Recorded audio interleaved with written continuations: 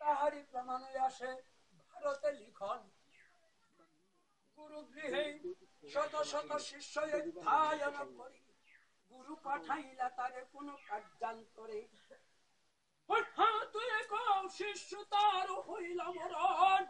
মৃত্যু দেহ তুলে আনে সবে গুরুর সধন সবে বলে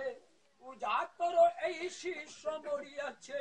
গুরু বলে মম আজ্ঞা নাহি লইয়াছে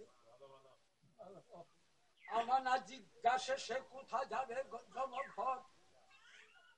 গুরুর বাক্যে জম বিপদে পড়িল এই মতে বিপদ তার দুইবার ঘটিল সত্যবাননীতে সাবিত্রীর হাতে জম একদিনে ঠেকিল আর গুরুর বাক্যে এবার জম বড় বিপদে পড়িল সম্মুখে দাঁড়াইয়া গুরু তার নাম ধরি ডাকে উঠ বলিয়া গুরুর বাক্যে জম কম্পিত হইল ধীরে ধীরে দূরিতে গমন করিল গুরুর বাক্যে জম ঠেলি লইতে নারিল গুরুর বাক্যে শিষ্য পুনর্জীবিত হইল